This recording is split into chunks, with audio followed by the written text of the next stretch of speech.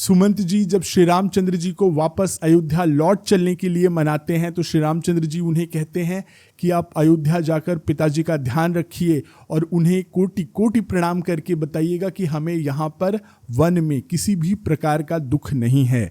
आइए अब यहाँ से कथा को आगे बढ़ाते हैं। तुम पुनि पितु सम अति हित मोरे, बिनती करऊं तात कर जोरे। सब विधि सोई करतव्य तुम्हारे, दुख न पाव पितु सोच हमारे। श्री रामचंद्र जी कहते हैं आप भी मेरे लिए मेरे पिता की तरह ही हित ऐसी हैं, आप भी मेरा उसी तरह हित सोचते हैं जिस तरह मेरे पिता मेरे लिए सोचते हैं। इसलिए मैं आपसे हाथ जोड़ करके विनती करता हूँ कि सब विधि सोई आपका वही कर्तव्य है जिससे दुख न पाव पितु सोच हमारे, जिससे पिताजी हमारे बारे में सोच करके विचार करके दुख न पाएं। सुनी रघुनाथ सचिव संवादु, भयउ सपरिजन बिकल निषादु।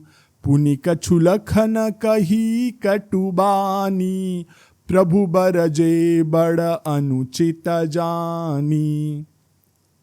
श्री रामचंद्र जी और सचिव सुमंत्र जी का जो ये संवाद था, ये जो बातचीत हो रही थी, इसे सुनकर भयउ सपरिजन पूरे परिवार के साथ निषाद राज बहुत व्याकुल हो गए। पुनि लखन ने कुछ बात कही, फिर लक्ष्मण जी ने कोई कड़वी बात कह दी, कटुबानी कही। प्रभु बरजे बड़ अनुचित जानी, तब श्री रामचंद्र जी ने उन्हें मना किया, बरजा कि ऐसा नहीं कहना है। सकुचि राम निज सपथ देवाई, लखन संदेशु कहिय जनि जाई। कह सुमंत्रु पुनि भूप संदेशु, सही न सकी सिय विपिन कलेसु। लक्ष्मण जी ने जब कुछ कटु वाणी कह दी तब श्री रामचंद्र जी ने उन्हें मना किया और सुमंत्र जी के साथ क्या किया कि निज शपथ अपनी कसम देकर के उन्हें मना किया और कहा कि लखन संदेशु कहिय जनि जाई। लक्ष्मण जी ने जो बात कही है उसे जाकर पिताजी को मत बताइएगा। कह सुमंत्र पुनि भूप संदेशु। इसके बाद जो सुमंत्र जी थे उन्होंने फिर से राजा का जो संदेश राजा ने उन्हें दिया था और कहा था वो सुनाते हैं और कहते हैं कि सही न सकी ही, सीता जी जो हैं वो विपिन यानी कि जंगल का जो क्लेश है, कष्ट है, वो सह नहीं पाएंगी। जेहि विधि अवध आव फिर सिया, सोई रघुबर ही तुम्हि करनिया। न तरु निपट अवलंब बिहीना, मैं न जियब जिमि जलु बिनु मीना।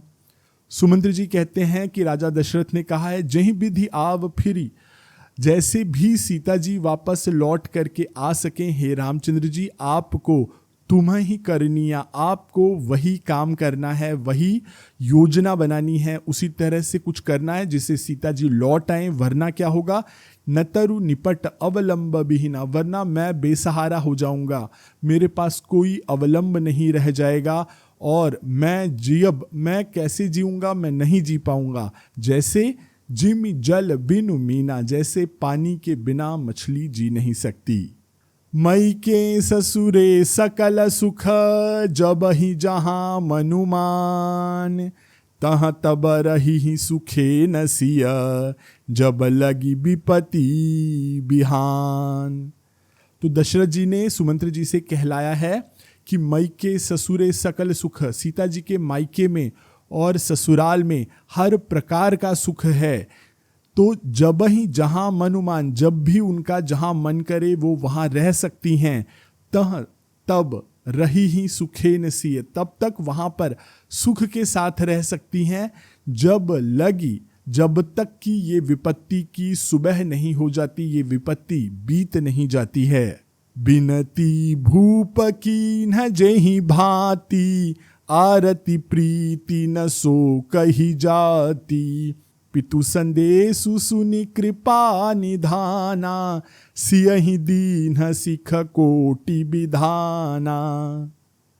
अब जब पिताजी का संदेश श्री रामचंद्र जी को प्राप्त हो जाता है तब सुमंत्र जी कहते हैं कि बिनती भूप कीन जही बाती। मैंने आपको जो संदेश था वो तो सुना दिया, लेकिन जिस तरह से, जिस आर्तवाणी में उन्होंने ये संदेश दिया था वो मैं किसी भी तरह से बता नहीं सकता। अब श्री रामचंद्र जी को जब संदेश मिलता है तो उन्होंने सीता जी को सियहि दीन सिख कोटि विधाना, अनेकों प्रकार से सीता जी को उन्होंने सीख दी और समझाया। सासु ससुर गुर प्रिय परिवारु, फिरहूँ त सब कर मिटय खभारू। सुनि पति बचन कहति वैदेही, सुनहु प्राणपति परम सनेही। श्री रामचंद्र जी कहते हैं कि सीता जी को कि आप घर लौट जाओ, तो सास ससुर गुरु और सारे परिवार को हर तरह से, सारे कुटुंबियों की जो भखारू यानी कि सारी चिंता मिट जाएगी। और सुनि पति वचन कहति वैदेही, पति के वचन सुनकर सीता जी ने कहा, सुनहु प्राणपति परम स्नेही, हे प्रिय प्राणपति, हे परम स्नेही, आप मेरी बात सुनिए।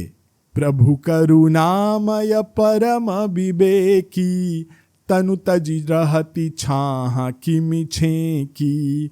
प्रभा जाई कहाँ भानु बिहाई, कहाँ चंद्रिका चंदु तजी जाई। सीता जी कहती हैं कि प्रभु आप तो परम विवेकी, परम ज्ञानी हैं, आप बताइए कि तनु तजु, कहीं पर भी ऐसा हो सकता है कि तन को तज करके यानी शरीर को छोड़ करके क्या छाया परछाई बाकी रह सकती है। प्रभा जाय कहाँ भानु बिहाई, प्रभा यानी कि जो प्रकाश है और भानु यानी सूर्य, तो क्या कभी प्रकाश सूर्य को छोड़ सकता है? और क्या चंद्रिका चंद को यानी कि चांद की जो चांदनी है वो चंद्रमा को कभी छोड़ करके रह सकती है? पति ही प्रेममय विनय सुनाई, कहती सचिव सन गिरा सुहाई। तुम पितु ससुर सरी सहितकारी, उतरु देऊं फिरी अनुचित भारी। सीता जी बड़ी विनम्रता से उनको कहते हैं कि पति ही प्रेममय विनय सुनाई। पति को अपने प्रेममय विनय सुनाने के बाद कहती सचिव सन, सचिव जी के साथ बहुत ही नम्र वाणी में गिरा सुहाई यानी कि जो सुनने में अच्छा लगे ऐसी वाणी में वो कहती हैं कि तुम पितु, आप मेरे पिता, मेरे ससुर के समान मेरा हित चाहने वाले हैं। उतरु देऊं, आप मुझे कुछ कहें और फिर मैं पलट करके उत्तर दूं, ये तो बहुत अनुचित है।